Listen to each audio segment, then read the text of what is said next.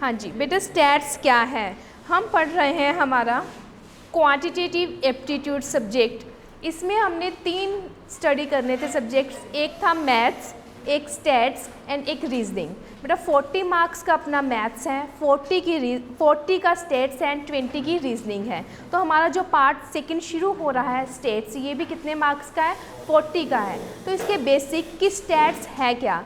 Stats क्या है बेटा? ये है ब्रांच ऑफ मैथमेटिक्स, ये मैथ्स की ही एक ब्रांच है स्टैटिस्टिक्स। इसका यूज़ इतना ज़्यादा बढ़ गया है कि इसको as a separate subject study करवाना शुरू कर दिया। ठीक है, तो अगर हम इसकी डेफिनेशन देते हैं स्टैटिस्टिक्स की, क्या देते हैं? It's a branch of mathematics in which we deal with और concentrate on collection, presentation and analysis of data. जो स्टैट्स हैं इसमें हम क्या करते हैं बेटा?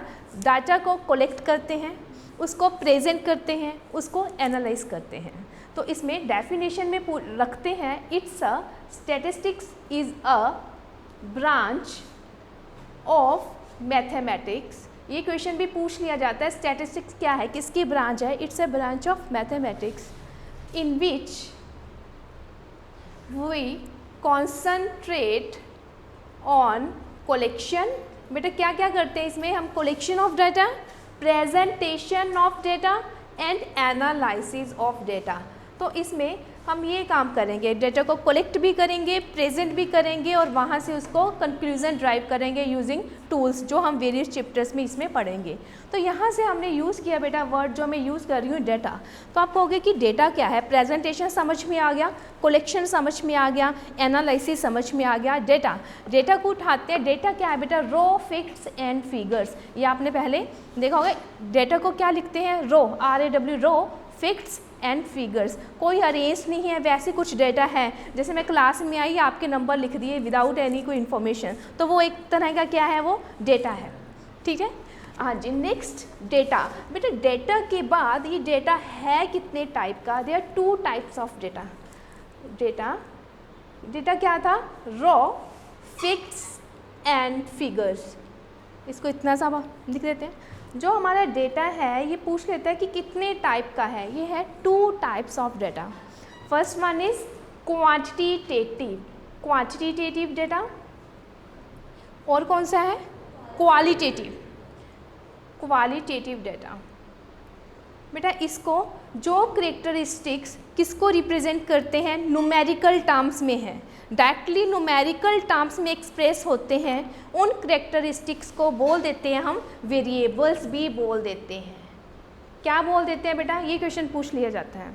वेरिएबल्स जो डायरेक्टली किसमें है? न्यूमेरिकल टर्म्स में एक्सप्रेस होते हैं, उनको क्या बोलते हैं? वेरिएबल्स बोलते हैं। और वो वाले करेक्टरिस्टिक्स जो डायरेक्टली न्यूमेरिकल टर्म में नहीं एक्सप्रेस होते हैं, जैसे कि हमारा gender, nationality, colour of flower, कुछ भी है, तो ये किस में आएगा बेटा? क्वालिटेटिव में आएगा। और ऐसे करेक्टरिस्टिक्स को क्या बोल देते हैं? एट्रीब्यूट्स। लिखना है तो मैं बोलती हूँ बेटा 2 टाइप्स ऑफ डेटा था, quantitative data and qualitative data. Quantitative data की डेफिनेशन लिख रहे हो तो लिखोगे those characteristics which can be measured directly in numerical terms. वो किस में आएंगे बेटा? न्यूमेरिकल टर्म वाले क्वांटिटेटिव डेटा में आएंगे। और इसको क्या बोल देते हैं? Such data is also known as variables. मेरे को कोई भी जल्दी नहीं है, लिखना चाहते हो तो आप लिख सकते हो। क्लियर हुआ? नेक्स्ट अगर हम क्वालिटेटिव डेटा की डेफिनेशन लिखते हैं तो उसमें रखते हैं those characteristics which can not be directly express in numerical terms. उसको हम क्या बोलते हैं? Qualitative data. और ऐसे वेरिएबल्स को क्या बोल दिया जाएगा बेटा? Attributes. Such data is also known as attributes. तो इसमें क्या आ गया एट्रीब्यूट्स में बेटा?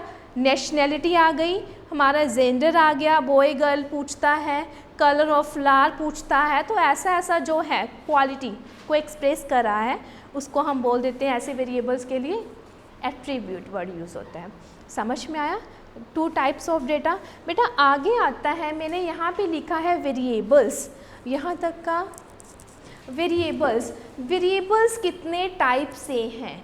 वेरिएबल्स दो टाइप के हैं, discrete variable and continue variable. Discrete variable, continuous variable, ये आपको मिलेंगे। डिस्क्रीट वेरिएबल, कॉन्टिन्यू वेरिएबल काफ़ी बार आप पढ़ोगे, नोट्स को तो मिलेगा। तो discrete variable according to definition क्या है बेटा? ऐसे वेरिएबल्स जो क्या करते हैं, अकेले होल नंबर को ही लेते हैं और we can say integral value आती है जिसमें और हम क्या कह सकते हैं, डेसिमल पार्ट क्या नहीं होता है, डेसिमल पार्ट इज मिसिंग।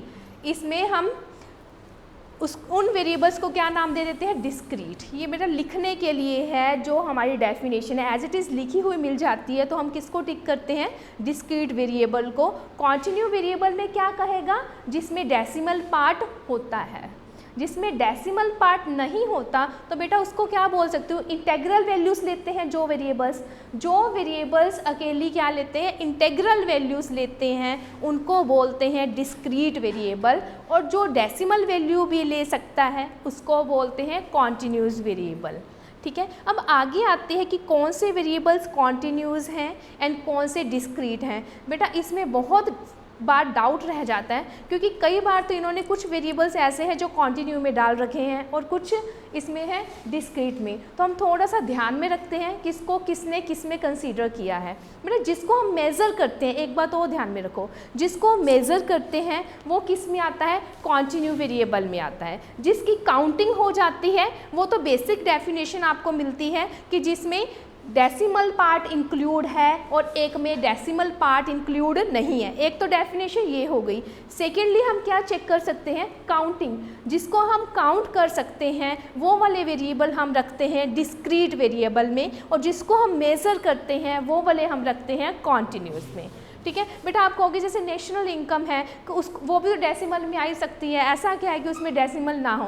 लेकिन बेटा यूज़ करने वाले ने उसको किस में रख दिया? नेशनल इनकम को डिस्क्रीट में रखा है, तो हमें वो ध्यान रखना होगा। इसलिए वो मेज़र वाला कंसेप्ट मैं साथ लेके आई हूँ कि जिसको मेज़र करते हैं उसको हम रख देते हैं कॉन्टिन्यूस में। तो डिस्क्रीट का तो ईजी हो जाता है, number of students in A class, number of pages in a book, number of movie tickets, national income, ये वाला काम तो हो गया। थोड़ा सा डाउट किस में रहता है? कॉन्टिन्यूस वेरिएबल में। तो इसमें मैं कह रही हूँ जिसको हम क्या कर सके? मेज़र करें। तो बेटा किसको मेज़र करते हैं? हमारी हाइट को, वेट को, टेम्परेचर को। तो ऐसे जो वेरिएबल्स हैं इसको हम रखते हैं कॉन्टिन्यूस में। आप कहोगे मैं पूरा भी तो आ ही सकता था वेट, इसलिए बेटा ये बातें अब आपको ध्यान में रखनी है कि हमारे कॉन्टिन्यूस वेरिएबल में क्या क्या आता है। इसमें क्या आएगी? आपकी हाइट आ जाएगी, एज आ जाएगा, वेट आ जाएगा, टेम्परेचर आ जाएगा। ठीक है, तो ये हमारा कौन सा वेरिएबल में कंसीडर करते हैं? प्रॉफिट्स को कॉन्टिन्यूस वेरिएबल में कंसीडर करते हैं। ये 4-5 बातें हैं जो आप मेंशन कर लीजिए कॉन्टिन्यूस वेरिएबल में। ठीक है, क्लियर हुआ बेटा? Height, weight, age, profit, temperature, distance, जिसको हम मेज़र करते हैं वो हमारा किस में रहेगा? कॉन्टिन्यूस में। और यूजुअली आपसे पूछा जाता है प्रॉफिट्स का, नेशनल इनकम का, कि किस में आती है? प्रॉफिट्स हमारे आते हैं कॉन्टिन्यूस वेरिएबल में, एज हमारी आती है कॉन्टिन्यूस वेरिएबल में, नेशनल इनकम हमारी आती है डिस्क्रीट वेरिएबल में। ठीक है, ये 2 टाइप के वेरिएबल हैं जो हमने डिस्कस किए हैं, discrete variable and continuous variable. Clear बेटा? बाय डेफिनेशन भी पूछ लिया, वो भी क्लियर है। किसको टिक करना है? अगर कोई भी वैल्यू लेता है स्केल के ऊपर, मतलब कोई भी वैल्यू, मतलब डेसिमल वैल्यू भी इंक्लूड है, तो उसको क्या बोल लेंगे हम? कॉन्टिन्यूस वेरिएबल बोल लेंगे। ओनली इंटीग्रल वैल्यूज लेता है तो उसको हम बोलते हैं डिस्क्रीट वेरिएबल। चलो नेक्स्ट बेटा आगे आती है, ये हमारे डेटा के बारे में था कि 2 टाइप्स ऑफ डेटा है, qualitative and quantitative. Quantitative data को हमने एक वर्ड और दे दिया वेरिएबल्स का, और उसके लिए वर्ड यूज़ कर लिया एट्रीब्यूट्स का। फिर वेरिएबल्स के लिए आगे 2 टाइप के स्टडी कर लिए, कौन कौन सा था हमारा? Continuous variable and discrete variable. बेटा डेटा है, डेटा की किसकी बात कर रही हूँ मैं? Collection of data. Basic terms कर रहे हैं क्लास में, फर्स्ट चैप्टर में इनका यूज़ होगा, फिर हम अकॉर्डिंग टू हमारे नोट्स फर्स्ट चैप्टर कर लेंगे।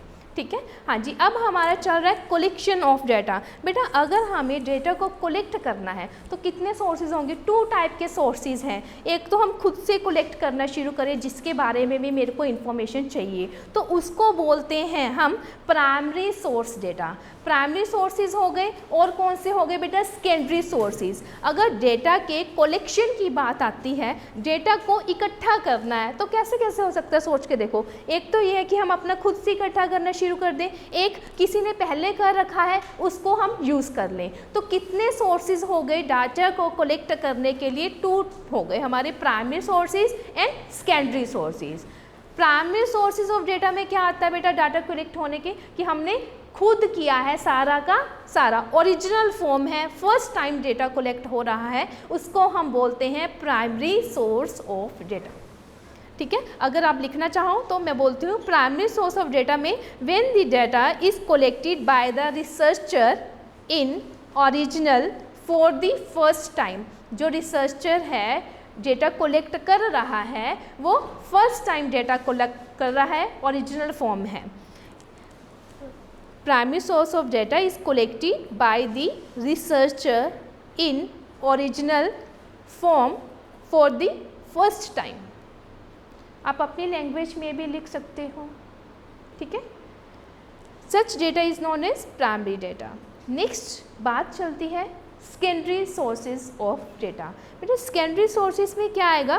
When the data is collected from a source which has already that data. ऐसे सोर्स से डेटा उठा लिया जाए जिसके पास ऑलरेडी डेटा है, तो उनको बोल देंगे हम सेकेंडरी सोर्सेज ऑफ डेटा। ठीक है बेटा, primary sources and secondary sources आगे हमारे चैप्टर में दिया हुआ है। प्राइमरी सोर्सेज कौन कौन से हैं, सेकेंडरी कौन कौन से हैं। चलो ये बेसिक था। नेक्स्ट में बात चलती है बेटा हमारे टाइप ऑफ सीरीज़ की। कितने टाइप की सीरीज़ हैं जो हम स्टडी करते हैं? 3 टाइप की सीरीज़ हैं जिनके बारे में हम करते हैं। ये हमारे चैप्टर 2 में आता है, individual series, discrete series and continuous series. बेटा स्टेट्स की बेसिक टर्म्स हैं जो डिस्कस कर रहे हैं। सीरीज़ कितने टाइप से हैं? Individual, discrete and continuous. बेटा इंडिविजुअल सीरीज़ में क्या रहता है? सिर्फ और सिर्फ एक ही सीक्वेंस दी हो, एक ही सीरीज़ दी होगी एक्स। मतलब अगर नंबर ऑफ मार्क्स ले रही हूँ तो बस वो उठाया और लिख लिए, तो एक ही सीरीज़ है, मतलब एक एक्स गिवन में है, उसको हम बोल देते हैं इंडिविजुअल सीरीज़। ठीक है। नेक्स्ट है डिस्क्रीट सीरीज़। लिखूं, सीरीज़ है हमारी 3 टाइप की सीरीज़ हैं, इंडिविजुअल, डिस्क्रीट एंड कॉन्टिन्यूस। बेटा क्या फ़र्क है इसमें? इंडिविजुअल में हमें अकेला क्या मिलेगा? एक एक्स मिलेगा, 4, 6, 8, 10, 12, 16, 18 कुछ भी। तो ये क्या है? मेरी इंडिविजुअल सीरीज़ है। लेकिन अगर मेरे को साथ में क्या गिवन में दे दे? एक एफ वाला फ्रीक्वेंसी दे दे, कुछ भी दे दे फ्रीक्वेंसी साथ में हमें, अगर ये आ गया साथ में एफ आ गया एक्स के साथ, तो उसको हम बोलते हैं डिस्क्रीट सीरीज़। ठीक है, क्या फ़र्क हुआ दोनों में? नेक्स्ट आती है हमारे पास कॉन्टिन्यूस सीरीज़। कॉन्टिन्यूस सीरीज़ में क्या रहेगा बेटा? वहाँ पे हमें क्लासेस गिवन में होगी। ऐसे से डेटा मिलता है ना कि 0 to 10 मार्क्स है, वो कितने बच्चे हैं, 10 to 20 वाले कितने हैं, ऐसे से अगर डेटा गिवन में है तो इसको हम क्या बोलते हैं? ये हमें क्या देगा? एक तो एक क्लासेस गिवन में आ गई, एक एफ आ गया गिवन में, तो इसको क्या बोल देते हैं? कौन सी सीरीज़? Continuous series. बेटा कॉन्टिन्यूस में क्या मिलता है हमें? सी से कॉन्टिन्यूस, सी से क्लासेस, जिसमें क्लासेस मिल जाती हैं तो वो सीरीज़ क्या कहलाती है? हमारी कॉन्टिन्यूस सीरीज़ कहलाती है। बेटा समझ में आ गया? यहीं से हम समझते हैं inclusive series and exclusive series. अगर पहले कॉन्टिन्यूस सीरीज़ पता है, फिर हम आगे डिफाइन करेंगे इंक्लूसिव को एंड एक्सक्लूसिव को। इंडिविजुअल सिंपल था, सिंगल एक्स की वैल्यूज़ थी, डिस्क्रीट में फ्रीक्वेंसी गिवन में दे दी, और कॉन्टिन्यूस में क्लासेस के साथ फ्रीक्वेंसीज आ गई। ठीक है, आगे बात उठती है बेटा ये क्लासेस हमें कैसे कैसे मिल जाती हैं? कई बार तो ये ऐसे फॉर्म में होती हैं, कई बार क्या मिला होता है हमारे पास बेटा?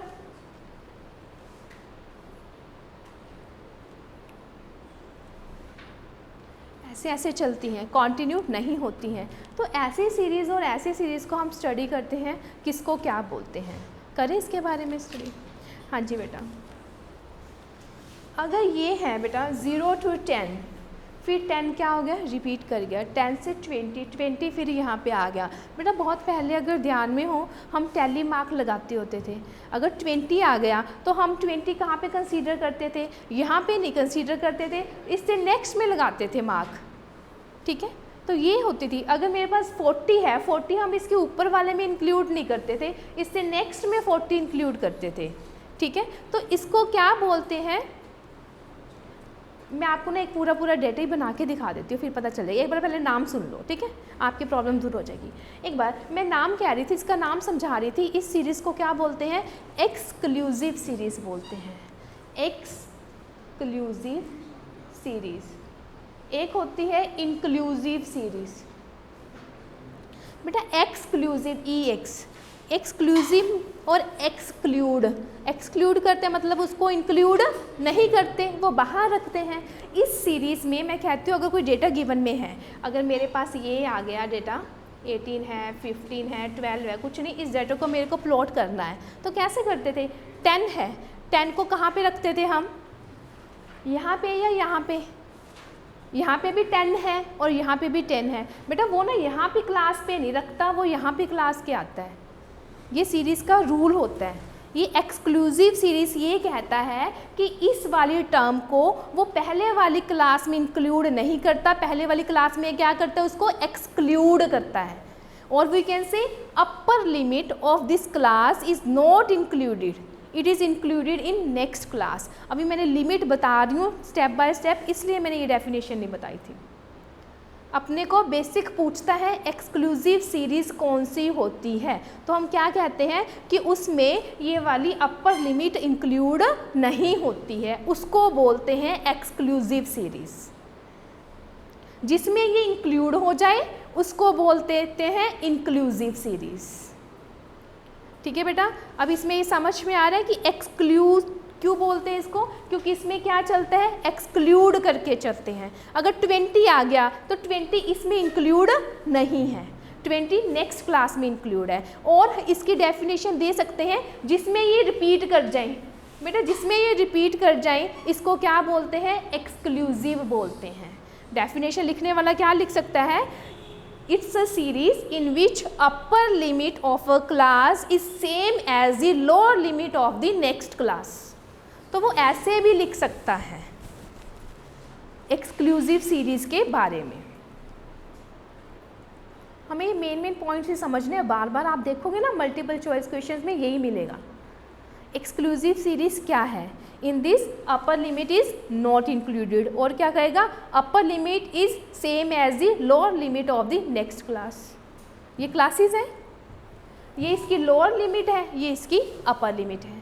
तो अपर लिमिट और इसकी अगली क्लास की लोअर लिमिट क्या है, सेम। ऐसी सीरीज़ को हम क्या बोलते हैं, एक्सक्लूसिव सीरीज़ बोलते हैं। बेटा समझ में आया। मैं लिखती हूँ, इंक्लूसिव लिखती हूँ। इंक्लूसिव के लिए क्या कर रहे हैं हम, अगर ये ले लिया बेटा 8 से 13 ले लिया, और 14 से क्या ले लिया, 19 ले लिया, और 20 से क्या ले लिया, 25 ले लिया, 26 से 31 ले लिया,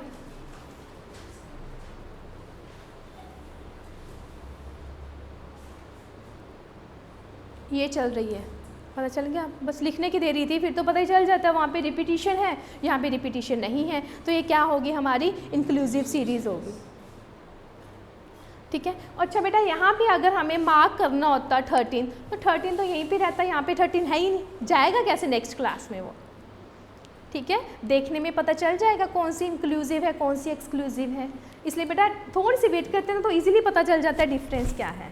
ठीक है, exclusive series and inclusive series, inclusive series और एक्सक्लूसिव। बेटा हमारा बात आगे आती है कि इंक्लूसिव सीरीज़ कौन से वेरिएबल के लिए इन्होंने रखी हुई है। यूज़ करने को कोई कहीं पे भी करे, लेकिन हमारी थ्योरी है तो ये समझना है कि डिस्क्रीट वेरिएबल के लिए कौन सी सीरीज़ यूज़ होती है, इंक्लूसिव सीरीज़। बात यहाँ पे आती है जो हमें पूछेगा कि जो डिस्क्रीट वेरिएबल है उसके लिए बेसिकली कौन सी सीरीज़ है, इंक्लूसिव, और जो कॉन्टिन्यू वेरिएबल है उसके लिए कौन सी सीरीज़ है, एक्सक्लूसिव। करने को तो बेटा इसको हम चेंज करेंगे, यूज़ करने को वो किसी को भी कर दे, लेकिन जो जिसने मेंशन कर रखी है बेसिकली वो हमें ध्यान में रखना होगा कि डिस्क्रीट वेरिएबल के लिए कौन सी सीरीज़ है एंड कॉन्टिन्यूस वेरिएबल के लिए कौन सी सीरीज़ है। हमने दो टाइप से अभी डिस्कस किए ना, discrete variable and continue variable. तो डिस्क्रीट वेरिएबल किसके लिए है बेटा, इंक्लूसिव के लिए, और जो कॉन्टिन्यू वेरिएबल के लिए है हमारी ये एक्सक्लूसिव सीरीज़। बात यहाँ पे आती है, ठीक है बेटा। मैं इसको कन्वर्ट करवा रही हूँ, ये कह रही हूँ नेक्स्ट में इसी को कन्वर्ट करवा रही हूँ, बेसिक चल रहा है धीरे धीरे। अब हम जो ये वाली सीरीज़ है इंक्लूसिव, इसको क्या कर सकते हैं, कन्वर्ट कर सकते हैं एक्सक्लूसिव सीरीज़ में। उसका मेथड बताती हूँ बेटा, फिर इसी की हेल्प से आपको लिमिट्स बताऊंगी, लेकिन स्टेप बाय स्टेप क्लास आगे बढ़ेगी, ठीक है। तो अभी तक आपको इंक्लूसिव एंड एक्सक्लूसिव सीरीज़ पता चला है। अब हम कर रहे हैं नेक्स्ट मेथड। अगर मेरे को इंक्लूसिव सीरीज़ दे रखी है, मैंने इसको चेंज करना है एक्सक्लूसिव में, तो उसका मेथड क्या होता है बेटा। इसका मेथड क्या है, इसका ये इसको बोल देते हैं क्रॉस लिमिट्स। हम ऊपर वाली क्लास की अपर लिमिट लें, नेक्स्ट क्लास की क्या लें, लोअर लिमिट, उनका डिफरेंस लें, difference of cross limits. Difference of cross limits ये किसकी इक्वल है बेटा, 14 माइनस 13 क्या आएगा, 1। वो यूजुअली आपको 1 ही मिलता है, ठीक है। उसको डिवाइड कर दो किसके साथ, 2 के साथ, तो क्या आ गया आपका 0.5 आ गया।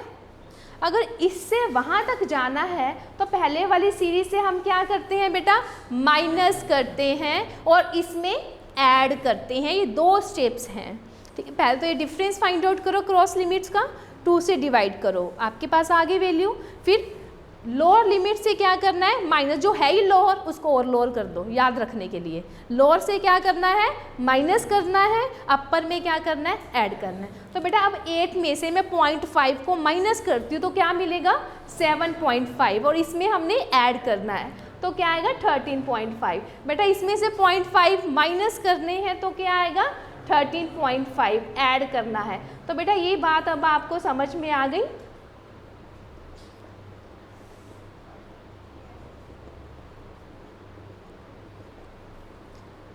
क्या कर गया, अब ये रिपीट कर गए तो ये किस में कन्वर्ट होगी, हमारी एक्सक्लूसिव में होगी, ठीक है। अब एक्सक्लूसिव सीरीज़ पता लग गई, इंक्लूसिव पता लग गई, और कौन सी सीरीज़ किसके लिए है, डिस्क्रीट वेरिएबल के लिए कौन सी सीरीज़ है, इंक्लूसिव सीरीज़ है, एंड कॉन्टिन्यू वेरिएबल के लिए कौन सी सीरीज़ है हमारी, एक्सक्लूसिव। 2 ही सीरीज़ है, 2 ही वेरिएबल हैं, तो आपस में वो अपने अकॉर्डिंग चलता है, ठीक है जी। आगे चले, अब आगे आती है हमारी बात, इसको लिखा रहने देती हूँ बेटा। आगे आती है हम लिमिट्स के। मैंने अभी यूज़ तो कर लिया कि ये क्लास होती है, ये लिमिट्स होती हैं। एक बार बताती हूँ क्या है क्लास लिमिट्स। बेटा इनको क्या बोलते हैं, क्लासेस बोलते हैं। मैंने बोला ना कॉन्टिन्यूस सीरीज़ वो होती हैं जिसमें क्या होती हैं, क्लासेस। तो ये क्लास है, हर क्लास की क्या होती है, 2 लिमिट्स होती हैं, एक लोअर लिमिट होती है और एक क्या होती है, अपर लिमिट होती है। इस क्लास की ये लोअर लिमिट है, ये अपर लिमिट है, ये लोअर लिमिट है, ये अपर। हर क्लास की ऐसी लिमिट्स चलती हैं। तो जो मेरे को आगे फॉर्मूला यूज़ करना है, lower class limit, upper class limit. बेटा आपके सिलेबस में ना लिमिट का तो आपको क्लियर है, थोड़ा सा बाउंड्री का दे रखा है, लोअर क्लास बाउंड्री, अपर क्लास बाउंड्री। तो बेटा इसमें कोई ज़्यादा डिफरेंस नहीं है। हम जो भी क्वेश्चंस करते हैं वो लिमिट्स की हेल्प से ही करते हैं। ये थियोरेटिकली जो हमें बाउंड्री दे रखी है इसकी डेफिनेशन देख लेते हैं क्या है।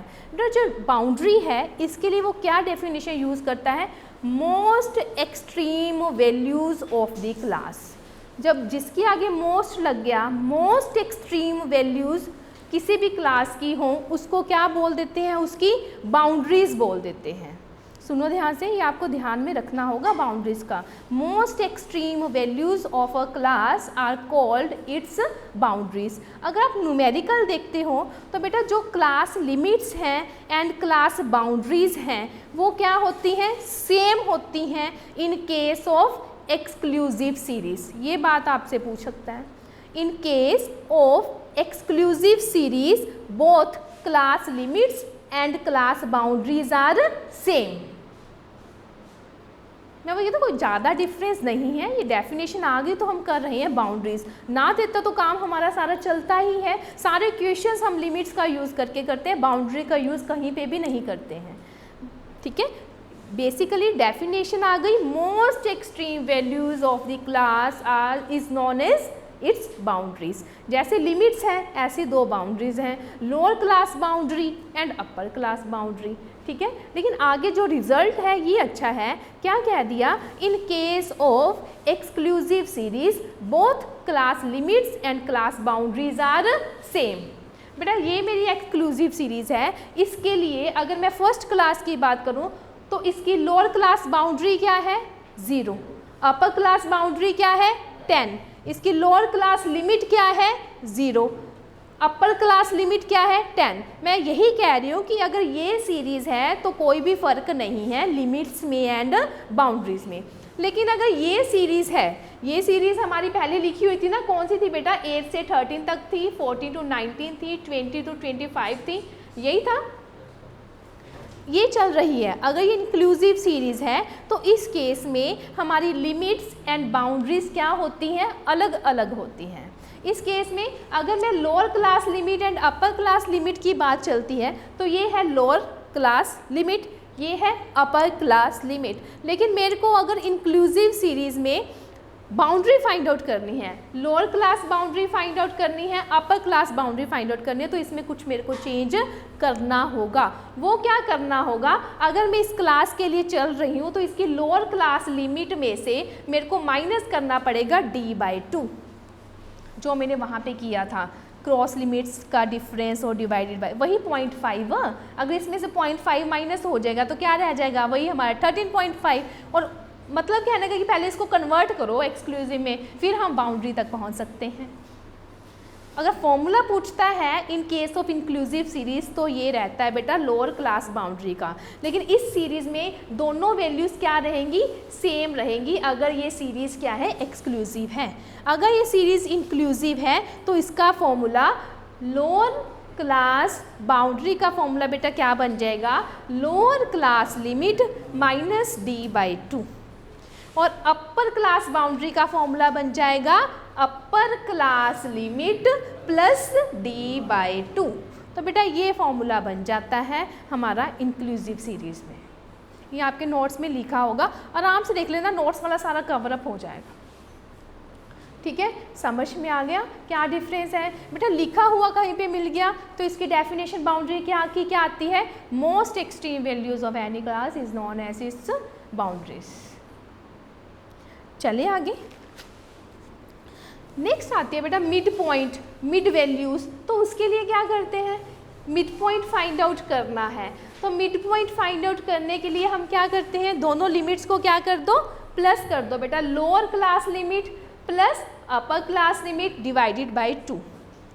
ध्यान से देखो, दोनों को प्लस कर दिया, डिवाइड बाय 2 कर दिया, तो इसको क्या बोलते हैं बेटा, मिड पॉइंट। और क्या बोल देते हैं, क्लास मार्क। बेटा ये नहीं यूज़ किया तो आपको ध्यान में होना चाहिए, क्लास मार्क कह रहा है तो क्या करते हैं हम, mid point, mid value, mid point कह दे, मिड वैल्यू कह दे, और क्या कह सकता है वो, क्लास मार्क कह सकता है। तो हमें मिड पॉइंट ही फाइंड आउट करना होता है।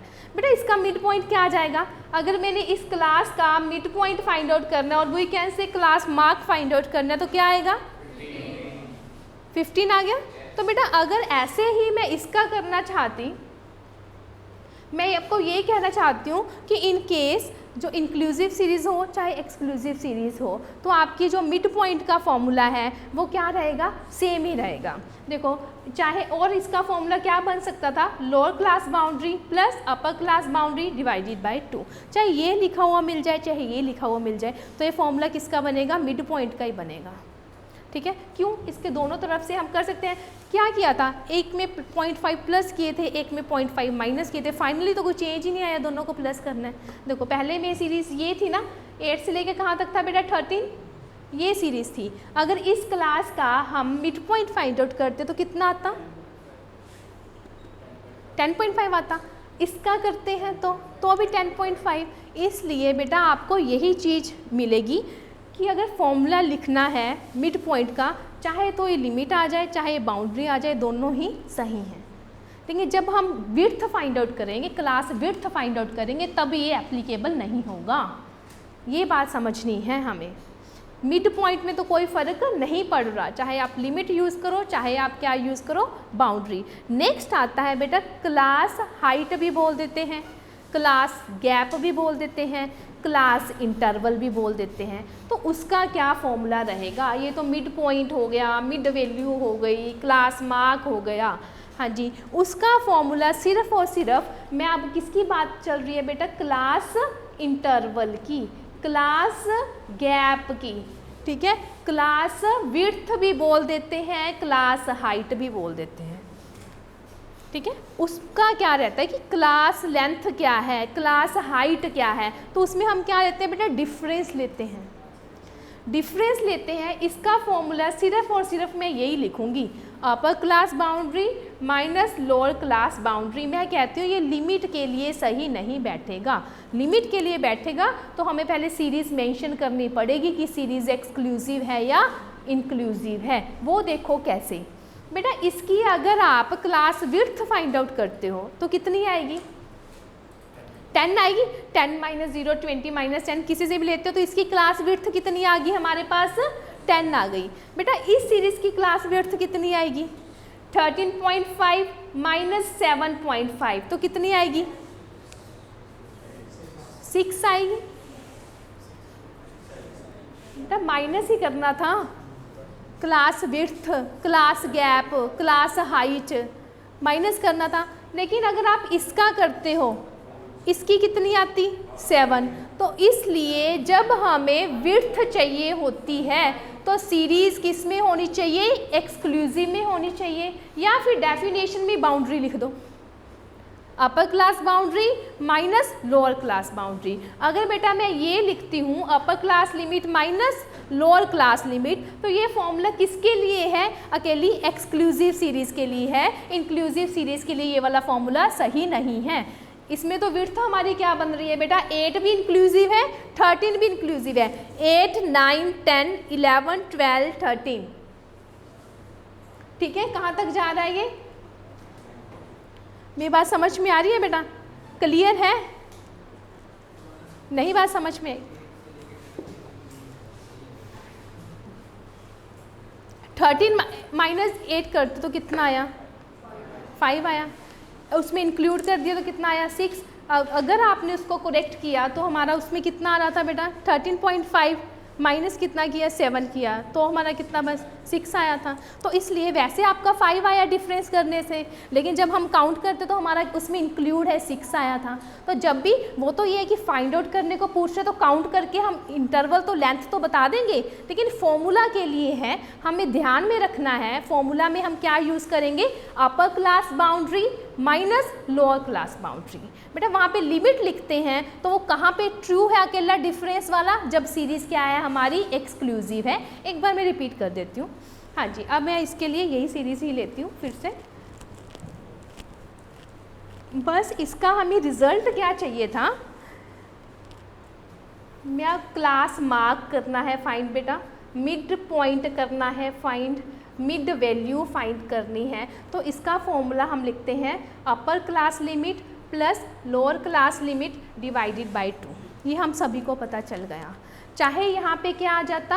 अपर class boundary plus lower class boundary divided by 2, कोई फ़र्क नहीं आना था। हमने प्रैक्टिकली देख लिया 0.5 माइनस हो रहा है, 0.5 प्लस हो रहा है, क्या चेंज आना था? उतना ही रहना था। सामने तो 2 से डिवाइड भी वही करना था। तो ये मेरी बात आपको समझ में आ गई इन केस ऑफ मिड पॉइंट। लेकिन थोड़ा सा डाउट है, जब हम किसकी बात चलती है बेटा? क्लास विड्थ की, क्लास लेंथ की, क्लास गैप की, क्लास हाइट की, तो तब हमें क्या था बेटा? उस केस में मैंने क्या इंटरवल लेके चल रही हूँ बेटा? 8 से 13 लेके चल रही हूँ, ठीक है। और इसमें हम करें 14 से 19, 20 से 25, सही चल रहा है ना? गैप बेटा सही चलना चाहिए, ठीक है। इसका बेटा अगर हम लेते हैं गैप, तो मैं कह रही हूँ कि फॉर्मूला क्या है लेंथ फाइंड आउट करने का? अपर माइनस लोअर। लेकिन मैं इसके फॉर्मूला में ये कंपल्शन कर रही हूँ आपको कि आपने अगर माइनस करना है तो इसको करना है माइनस। मैं वही कहती हूँ ना, लिमिट्स को माइनस करोगे तो आपका आंसर में भी सही ना बैठे। किस सीरीज़ में? इंक्लूसिव सीरीज़ में। एक्सक्लूसिव का तो कोई चक्कर है ही नहीं, माइनस कर दिया आंसर आ गया, ठीक है। लेकिन इंक्लूसिव सीरीज़ में बेटा, ये सीरीज़ इंक्लूसिव है, इसमें आप माइनस करते हो तो आपको क्लास लेंथ सही मिल ही नहीं रही। इसमें देखो 8 भी इंक्लूड है, 9 भी, 10 भी, 11, 12, 13 सारे इंक्लूड है ना, क्योंकि 13 आता है तो मैं 13 इस क्लास में इंक्लूड करती हूँ, तो इसमें सारी वैल्यूज़ इंक्लूड हैं। तो कितना बन गई इसकी क्लास लेंथ? 6 बन गई। अगर आप डिफरेंस लेते हो इसका तो इसकी क्लास लेंथ सिर्फ कितनी बनती है? 5 बनती है।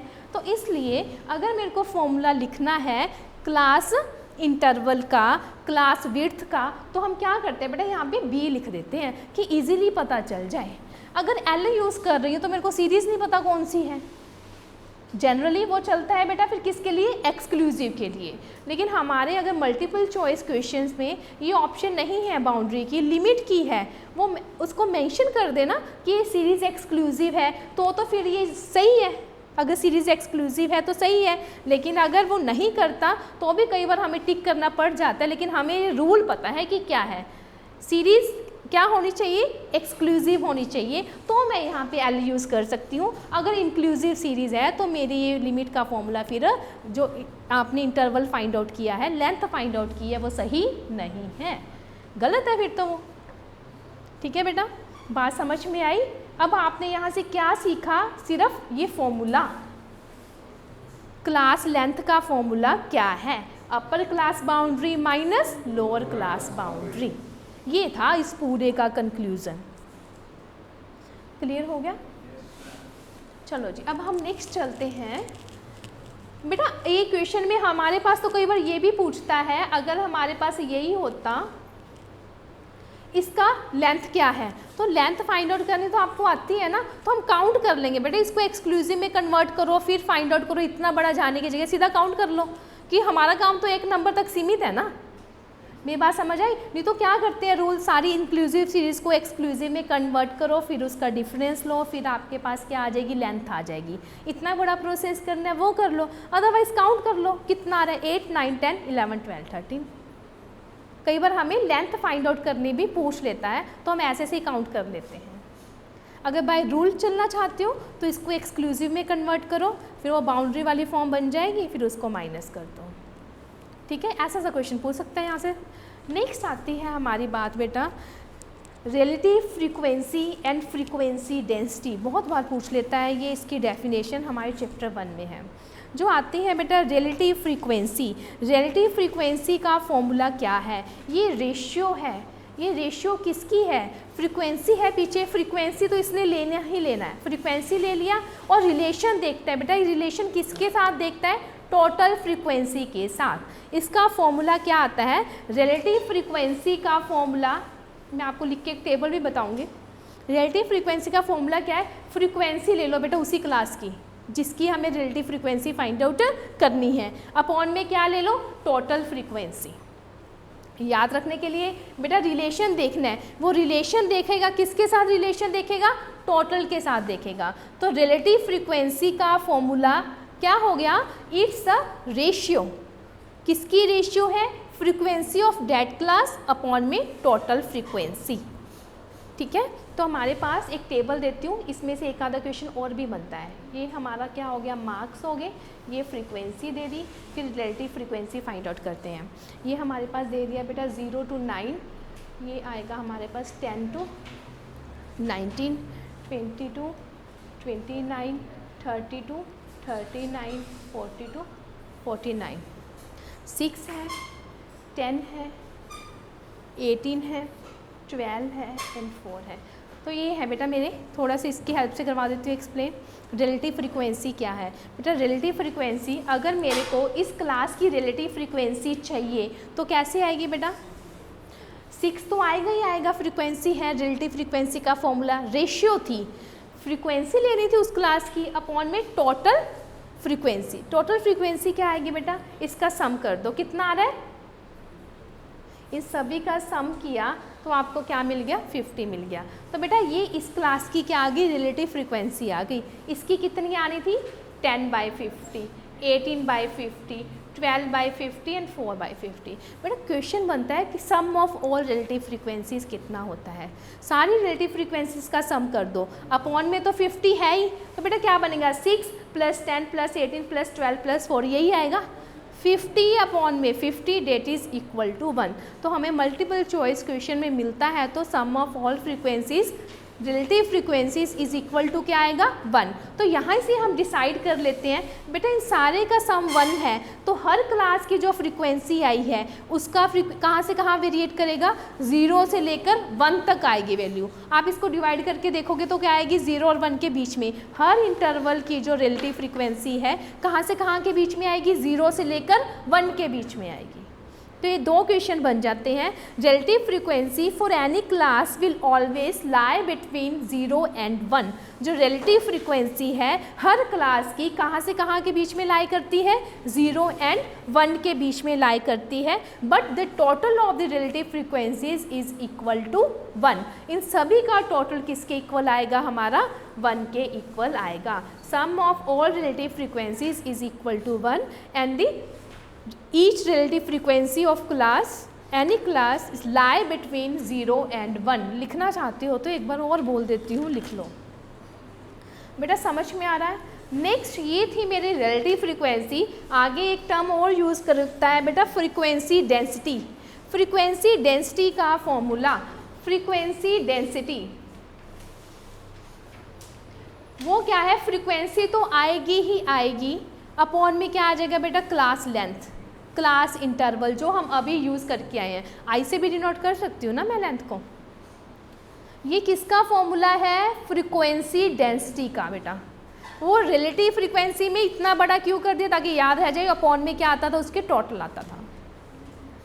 फ्रीक्वेंसी डेंसिटी, इसकी डेफिनेशन कैसे दोगे, it's the ratio of the class frequency upon में class length of that class. ठीक है, तो इसमें अगर करते तो क्लास लेंथ कितनी आनी थी, मैंने कितना लिखा था बेटा यहाँ से 9 से लेकर 0 से लेकर इसकी वैल्यू कहाँ तक ली थी, 9 तक। आगे क्या लिया था, 10 से लेकर 19 तक। तो इसकी मेरे को लेंथ बताओ कितनी थी 0 से 9 तक की। आई तो गलती करनी है तुसी बेटा, पहले एक्सक्लूसिव या काउंट कर लो बेटा। आपने 9 बोला था, 10 होगी, 0 1 2 3 4 5 6 7 8 9, तो ये 10 होगी। ठीक है बेटा, लेंथ अगर फाइंड आउट करनी आ जाए या तो काउंट कर लो या कन्वर्ट कर लो, फिर और क्या है, काउंट करने का इजी रह जाता है, इजी सिंपल सा मेथड रहता है। लेंथ फाइंड आउट करनी है तो ये लिखा था, तो इसकी अगर फाइंड आउट करते, चलो 0 को रहने दो, 10 भी इंक्लूडेड है, 19 भी इंक्लूडेड बेटा। 11 से 19 तक 9 हो गए और 10 नहीं है, हमारा कितनी आएगी, 10 आएगी, करेंगे तो इसका नाम इंक्लूसिव। बेटा वहाँ से हम 10 से 20 लिखते थे तो 10 इंक्लूड होता था। जिन बच्चों के मार्क्स 10 हैं, आ भी तो सकते हैं 10 मार्क्स, तो फर्स्ट इंटरवल में ही रहेंगे। अगर आप 10 से शुरू करते हो, मेरी बात समझ में आई बेटा, क्लियर है। ये दो डेफिनेशंस हैं, frequency density and relative frequency. Clear हो गई दोनों। नेक्स्ट आती है बेटा क्यूमुलेटिव फ्रीक्वेंसी। ये तो आप सुन रखा है, क्यूमुलेटिव फ्रीक्वेंसी कैसे चलती है, दो टाइप से, more than less than type में। ठीक है, तो इसके बारे में हम कर लेंगे हमारे चैप्टर में ही डिस्कस, ज़्यादा डिटेल में तो जाना नहीं है। हाँ जी, आज के लिए इतना ही।